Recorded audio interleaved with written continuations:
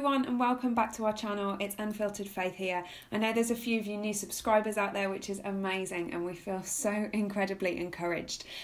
Just a few things that we'd like to share with you. Please feel free to comment in the comment box below. Let us know any prayer requests, anything that you particularly are maybe working on this week. We absolutely love to hear from you. Also, don't forget to check us out on Instagram. That tends to be the place where we're most active, and we love to hear from you. So this week's Bible study and kind of tutorial is looking at how to share Bible journaling in church. A little bit of a backstory. I started Bible journaling about 3 years ago, and I was the only person in my church that did. So I'm going to take you through 4 steps that I kind of follow and pray into, and how I've shared Bible journaling with those people in my church, which I know lots of people in our church are currently listening, and I just really want to thank you for the way that you have encouraged and blessed us in return. So thank you very much for that. So the 4 steps that I want to share with you, and that kind of starts with this little tag on the front of my card, is to take a leap of faith. It's one thing taking a leap of faith and starting to actually journal in your own Bible, which is daunting and scary. And I know because I've been there, and I have a new Bible that I've not opened yet because the pages are fresh and clean. But it's another thing sharing that and seeing how people are going to respond to what you've done and your own personal time with God and your own personal time with Jesus. So the first thing that I really want to say is to take that leap of faith. You have no idea how other people will be encouraged and how other people's time with God will change based on what you have to say. We're not called to be the change, we're just called to share what we have, to share our testimony.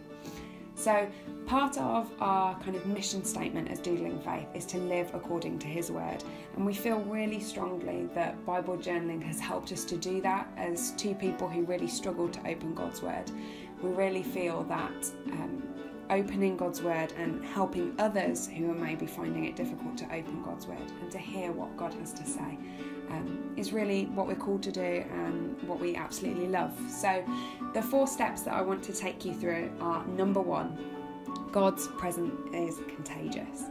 God's presence is so contagious that you can see it in somebody. You can see when God is active and moving in the lives of people and the lives of people around you. And when you're spending time in God's word, His presence will overflow in your life, and people will be drawn to that. So don't be scared about sharing your Bible journaling, because God's presence is flowing out of your time with Him, and therefore when you share, people will also be encouraged by God's presence. So secondly, this takes us to not everyone will agree. And that is absolutely okay.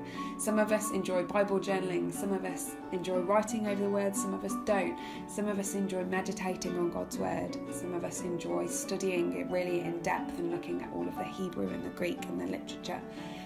We won't all agree, but what we do agree on is that God's word is living and active, and that it's super important that we read it and that we digest it and take it into our lives, because when it's in us, it can work through us and it can work outwards. So third, share what you feel compelled to. Now, I feel really strongly about this one, because when you share and it's not of God, you sometimes will fall on unwanted ground. But when you share and it is of God, then something miraculous can happen. So I don't usually take my Bible to church every week. I always walk into my study or my craft room and say, God, should I take it today or shouldn't I take it?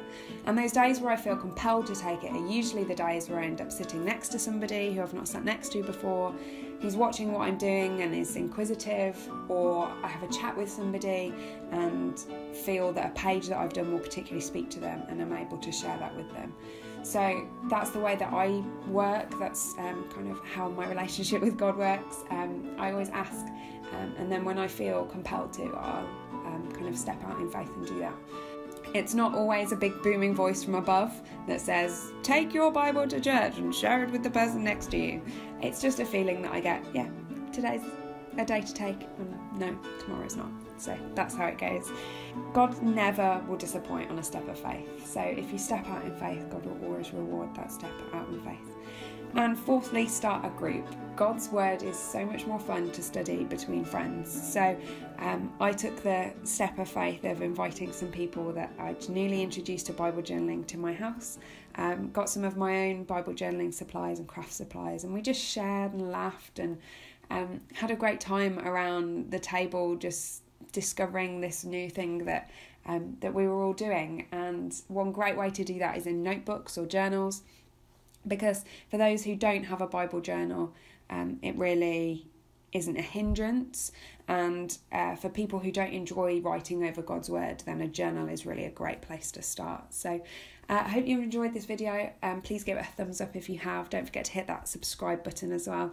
And I really feel that you've been blessed. Please comment below and let me know, have you been sharing Bible journaling in your church? How is it going? Have you got lots of people or not very many? And if you've not got very many, be encouraged to step out and take that leap of faith, and let us know in the comments below. So take care, God bless, have a great week. Bye.